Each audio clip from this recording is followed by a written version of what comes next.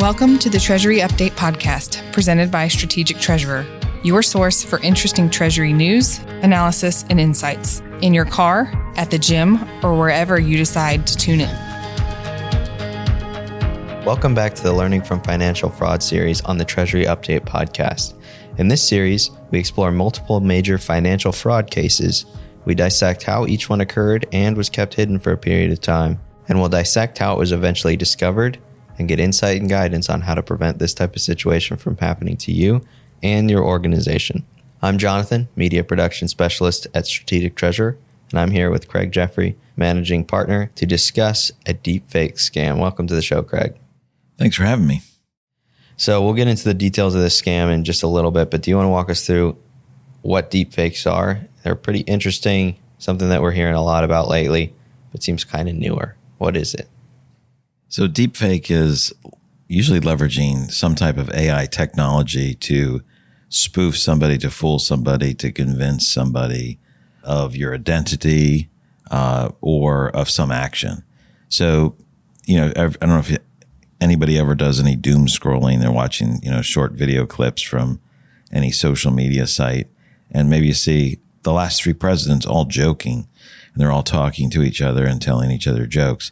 Sure looks like them. It sure sounds like them, but they're not sitting together doing those jokes. And so that's using that type of technology for video and audio to make it look like they're doing those things. So deepfake is using this for, some type of fraud, convincing you that your mother, your brother, your son, your boss, your CEO is instructing you to do something different.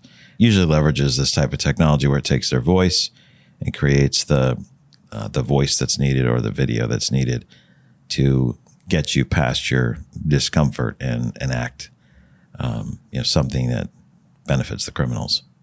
I've seen this a lot with social media posts of there might be a celebrity or someone that is posting their main channel or their main site, but then someone else comes in with a fake account that looks like them, and they would get people to sign up for giveaways and stuff. But this is the next advancement of that. And I was doom scrolling the other day, and I saw Warren Buffett was talking about it recently because he had some stuff go out about him saying things, and he said his wife and his daughter couldn't tell the difference of him versus the deepfake.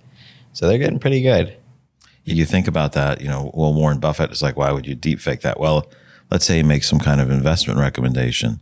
Well, now it's going to be like, oh, Warren Buffett, one of the most famous investors, the guy from Omaha. Hey, I'm going to follow him. He's been awesome.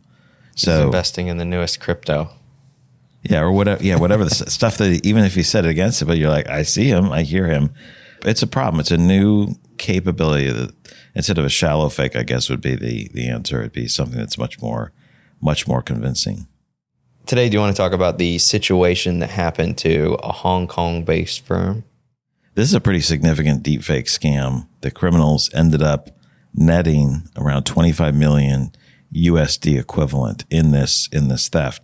And the scam method was, a combination of phishing and deepfake technology. The ultimate action that created the loss was some of the leadership of the company appeared on a Zoom meeting, a Zoom call with the people who were requesting to transfer the funds or being told to transfer the funds. And that removed their hesitation. And so the result was they made a total of around 15 transfers, or it's reported that it was 15 transfers, over $25 million. So they really leveraged that tech to get past the hurdle, this whole, I need to call back, I need to validate and confirm things. And it's like, well, there it is. The CEO, the CFO, they're telling me to do something. And they're not, but it looks like that. And this resulted in a $25 million loss. It doesn't matter if they have dual factor authentication if you control the dual factor authentication. Yeah, if you're the person who's going to release it and you have those controls and you just want to make sure you got good instructions and now you believe they're good instructions, you're going to follow through on that. You got past one of the layers of security, which is the validation layer. You got bad validation, but it looked legitimate to you. Yeah, definitely. Do you want to walk us through the attack? It's reported the criminals, provided phishing, attacks and emails telling the employees that this transfer is needed. You need to make this transfer. Now there was some follow-up. The employees followed up and wanted to confirm it, like they should.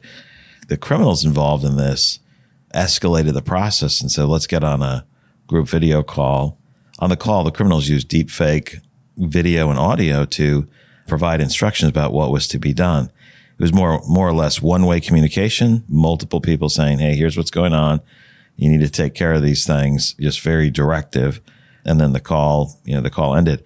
But that was sufficient to override the concerns of the people that were doing the transfer because, hey, they got on a call, they saw their superiors in the organization give them instructions, and so they went and used their permissions to send this money out. It's crazy that they got it to work. Well, it'll be harder to make it work the next time, but the tech will be better as well. Sometimes it's easier to say, like, I would have caught that. Would you have? If you followed through enough to say, I'm going to check with my CEO, and the CEO tells you to do it, and then are you going to call again through another line and say, hey, what's going on? And they're like, I just told you on the video to do that. I get you following up one time. That was disruptive. Now this is the second time. Are you going to come and do a blood sample? You can picture how people might be fearful of that. And so if there was any hesitation or questions, you would want to follow up a second way. Just very, very interesting to see how that works. You think about this for money, you can think about other implications as well that could be more geopolitical. But the ability to remove or break through one of the layers of security was, deepfake helped them accomplish that. Yeah, I could see this happening with starting wars and stuff like that, making people angry based on fake information or giving people orders to do something based on fake information. Or convincing people to give up contact information into forms because they think it's for a good cause or for somebody they trust when it's not. Yeah, definitely.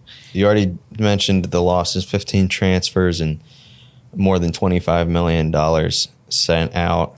What happened after this to the company and the criminals? Yeah, so that's a good question. So the company's at a loss here. I don't think I have information on whether they have cyber fraud insurance that would cover this or not. Obviously reporting it's a bit of a blow, but it's good that there's disclosure. I'm sure they're going to be super cautious about or hyper cautious about anything they have to do now, because when you've been fooled that deeply, you're going to be suspicious of everything. You'll be like the true skeptic. It's pretty wild. You think about the Tom Cruise movies, Mission Impossible, like they always, some guy's doing whatever and he always reaches down into his, like below his shirt collar and pulls off his, head, which is a giant mask, and it's somebody else under there. The OG deepfake. Yeah. Like you're like, okay, that's pretty interesting on the CGI front, but you think about how much it takes to produce that in a movie. Now, a lot of those capabilities to do that with voice and to do calls and to spoof phone numbers coming in and being dialed is it's so obtainable. It's not restricted to just extremely large organizations. Many people can use that technology now. So law enforcement suggests that, if you're hearing and confirming the stuff via video, ask people to move their heads or answer questions that confirm their identity.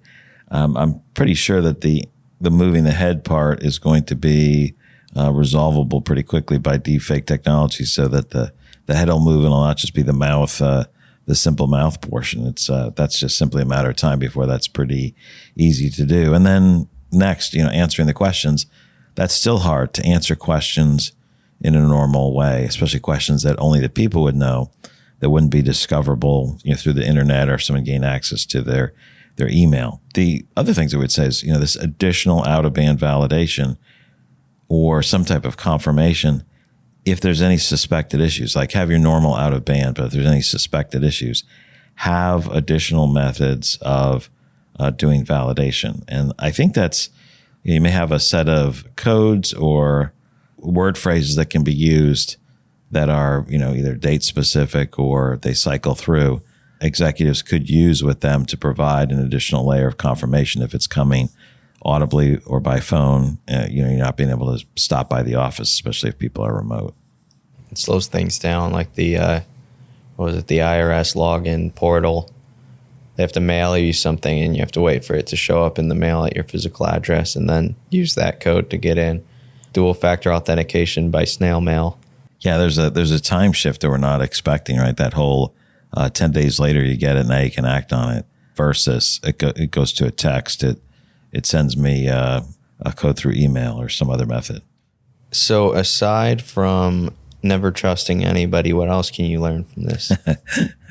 Well, I think you have to trust people, but there's this whole verification, trust but verify. So there is a healthy amount of being skeptical about processes, and certain things are flags, obvious flags or less obvious flags, but follow the process, the policies that you have as written. So if one confirmation is required, do it.